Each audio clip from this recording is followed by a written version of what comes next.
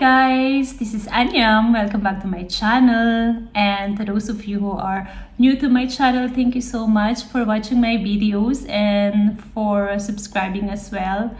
And yes, today let's do some story time about work here as a nurse in Switzerland. So one of my loyal subscribers, Princess Switzerland, her name in YouTube. Thank you so much. She requested a topic for this blog.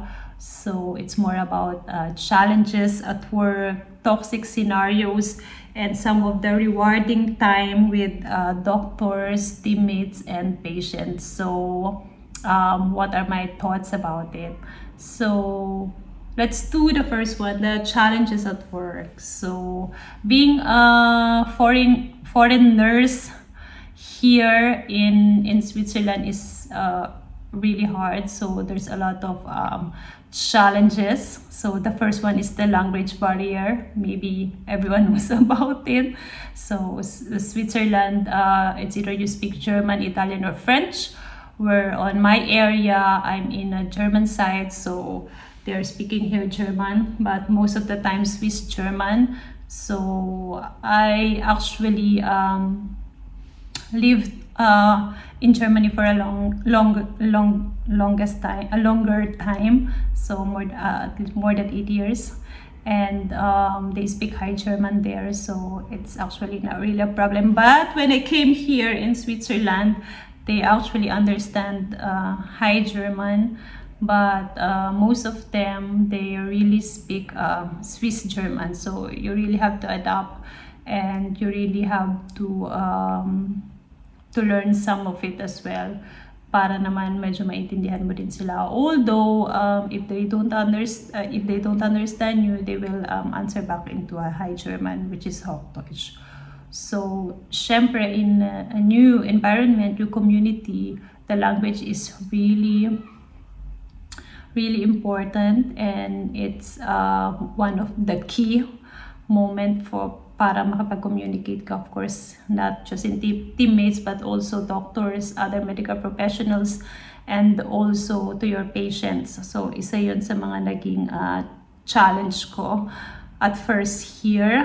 But what I do about it, well, I just want to improve my Swiss German. I have a small like dictionary or something. Yeah, my old work from Germany, they gave me some Swiss German dictionary, and I always have it from time to time. And if I'm on the train, if I'm not doing something, I just read some of it. And I tried watching news and YouTube videos, Instagram videos about Swiss German, and it really helps. So if you really want into this language, there's a lot of ways. So it's not really easy, but from time to time, of course, if you always hear it and if you always talk to them, so I think it will be good enough. So I don't really need to speak Swiss German. I mean 100% Swiss German. I won't be able to do that, but at least to understand them. That's one of the my goal is to really understand them. I want to understand at least more than 90%. Yeah, because mas maganda, mas mabilis ang trabaho, ang flow, kapag at least more than 90% naiintindihan mo sila. Diba? Yeah. And also the culture differences. Yeah, because here it's a multinationality. There's a lot of co-workers from all over Europe, from all over the world. We have different culture, and someone, for example, they like to work alone. Meron namang mga iba that they always want to talk to you, or meron namang mga iba na they want to have their private space. So you just really have to respect them. So it's not really a challenge, but you actually need to be flexible or to adapt to the situation and to respect each and everyone, especially pag may mga culture differences. Yeah.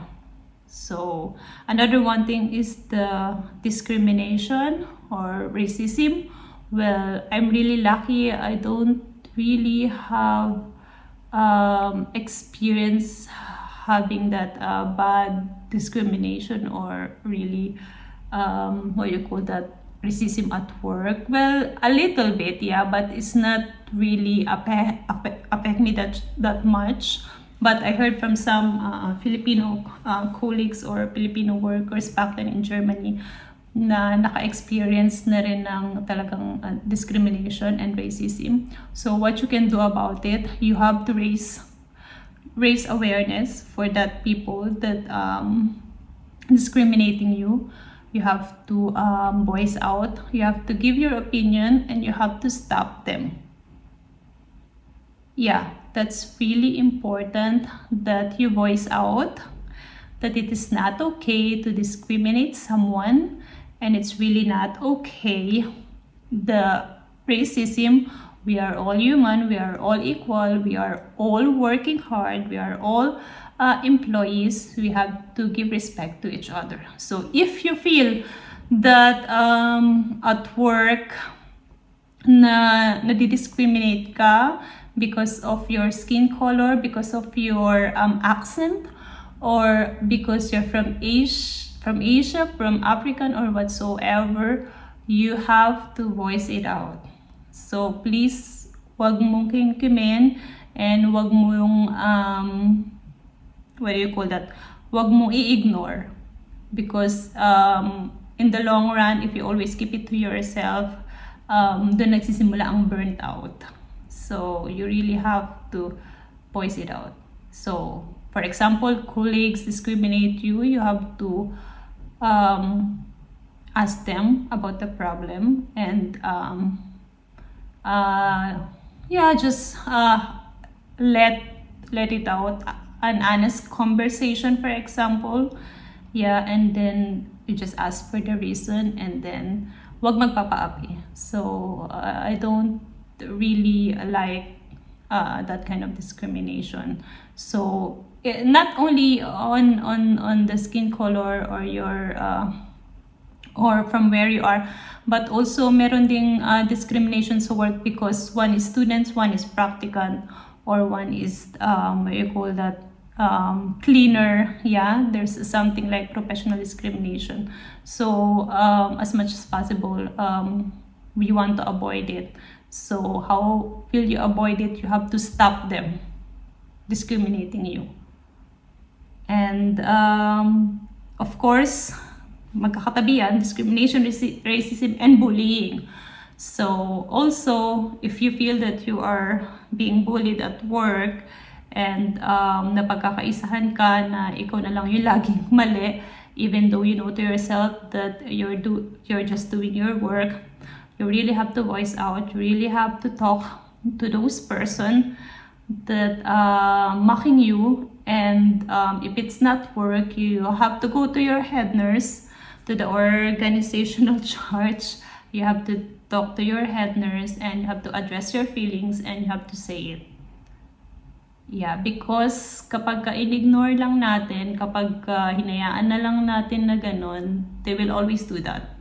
And at work, we all know that, na alam ko na experience na rin ng lahat ng to, iba-iba talagang personality na mga colleagues sa work. Meron talagang mga perfectionist, matatapang, may mga bully, may mga what you call that, malalakas ang mang-asar, o merong tahimik lang, merong, di ba, iba-iba sila ng personality. So, if you feel that you're always being bullied or nadadown ka palagi, you have to address it, and you have to step up, and you have to ask for help and ask for the advice from your head nurse.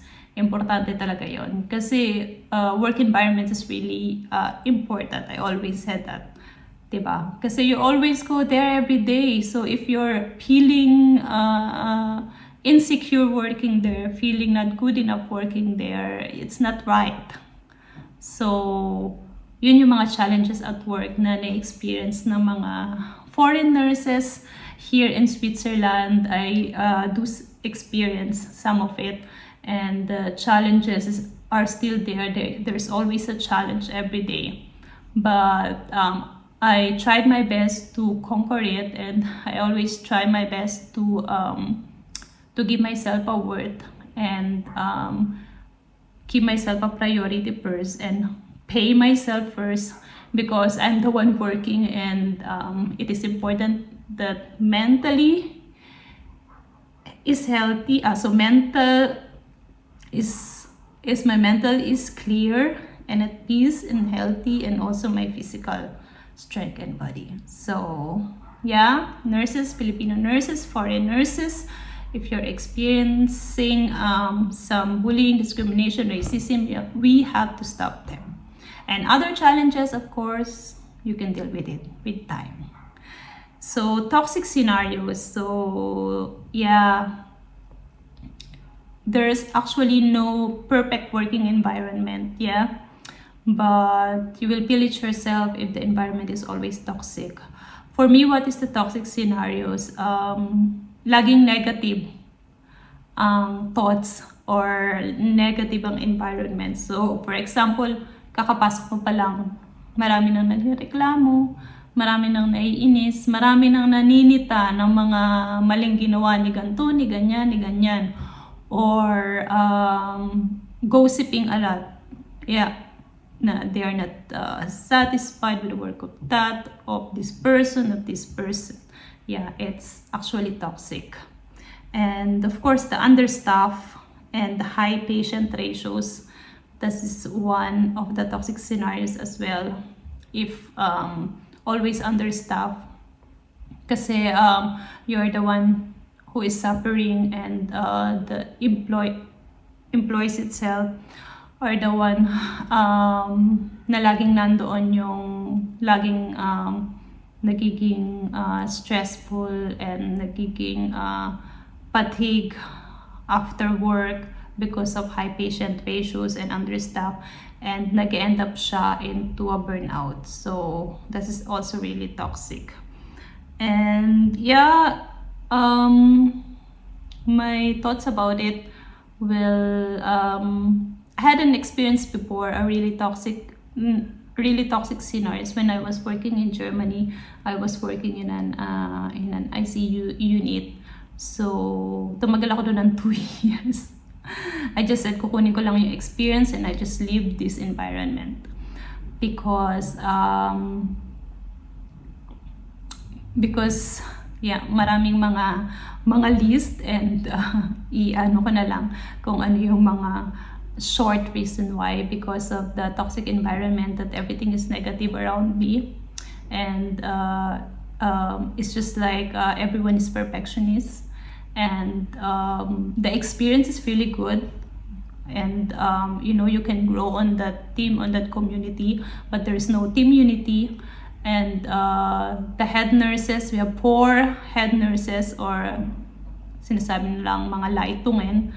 So it's really difficult kasi they have different rules and regulation, each of them.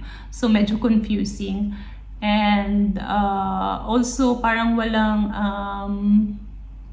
what do you call that? Walang harmony at work. So it's just like going to work, going home, sleep, and you're tired, and you'll do it again tomorrow, and you just don't feel like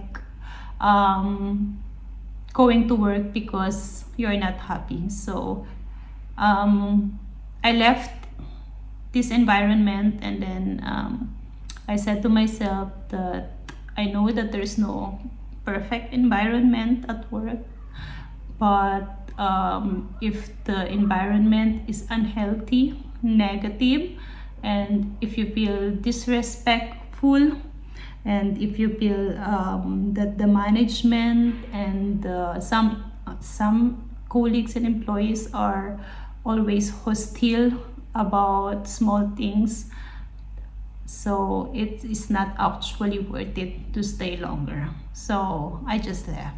Yeah. And yeah, of course, it's always your decision. It always you how you feel, yeah, of course, about working there. So sometimes naman nag-iiba, nag-change, hindi naman laging 100% negative na. So sometimes nag-change, but if you always feel na gano'n na lang lagi, so I think you just have to think about it, and you just look for another opportunities. And we are lucky because, yeah, nursing job is actually very in demand. You can get work easily. For example, if you resign today, you probably get work tomorrow, new employer, so it's not that hard.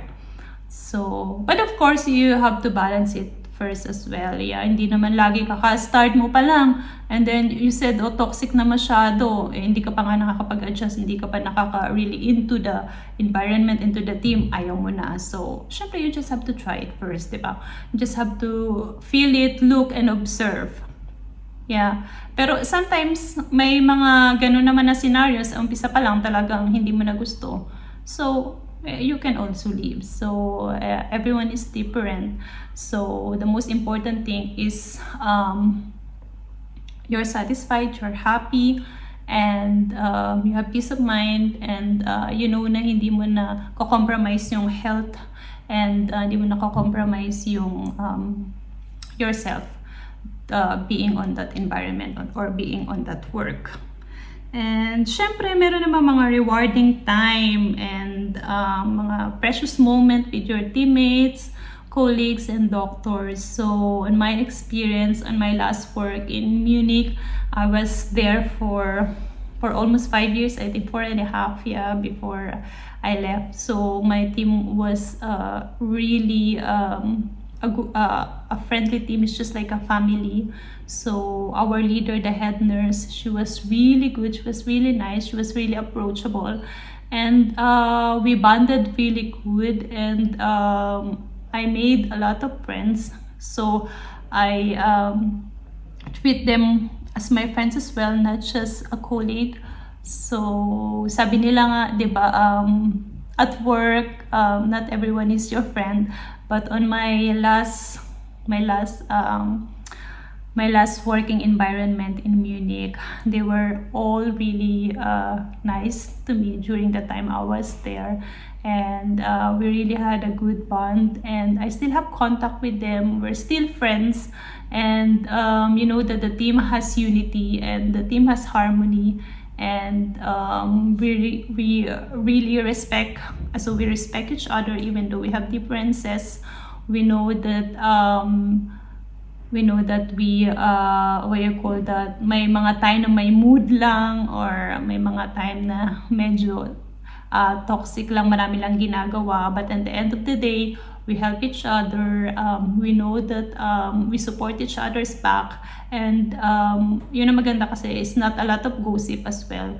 So the leader, the head nurse of that last team I was in Munich, they go straight to you, give you the feedback, and also the colleagues, yeah, they don't talk behind everyone, they just give feedback directly, and then after giving feedback, of course, you're the one accepting that as a constructive criticism, and then after that, okay na, you take it professionally, not personally. Syempre.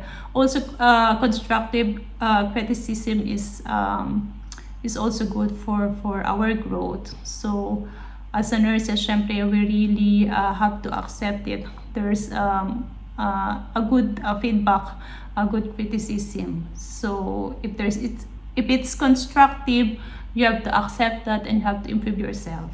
So if you know to yourself that you made a mistake or you were wrong, you have to accept it, and you have to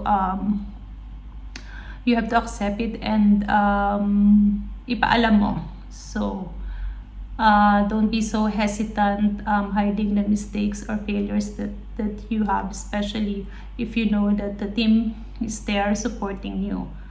And syempre about the patients as well. It is really rewarding if you see them recovered and being strong, and if they are grateful and thankful for what you did.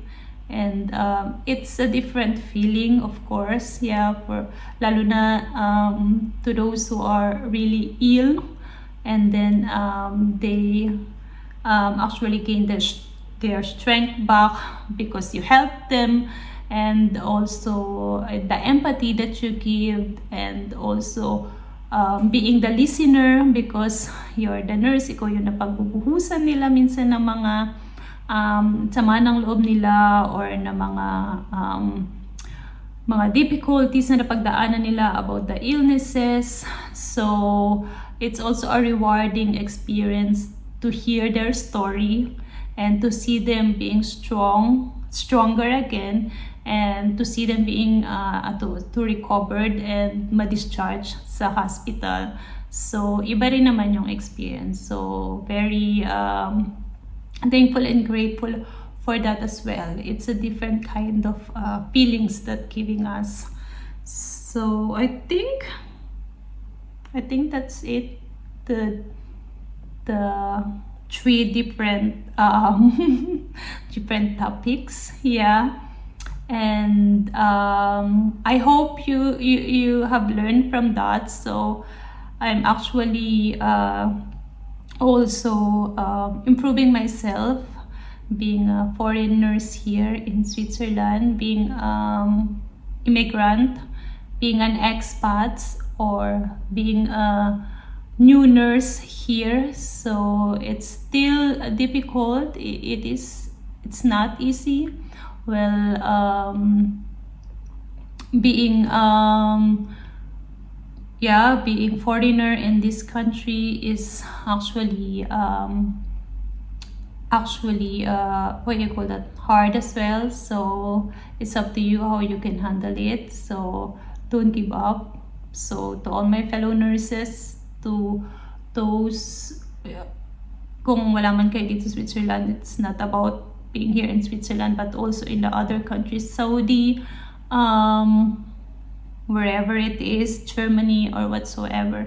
If you feel that the environment is toxic, if you are being discriminated and bullied for so many times, and if your mental health is not good anymore, seek help and try to find new environment that will give you the peace of mind that you need, and the clarity of your mental health. That's really important because nasa foreign land tayo, diba? So our family is actually not here with us.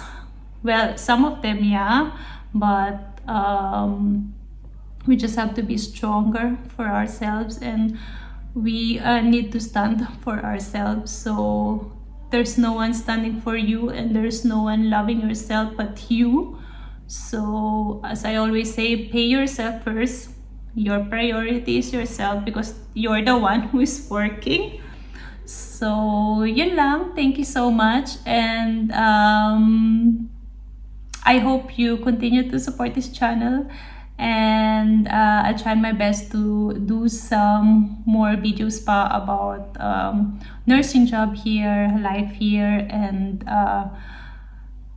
mga experience and adventures having here in Switzerland. Thank you so much. If you have some comments, suggestions about this channel or about my next vlog, please comment down below.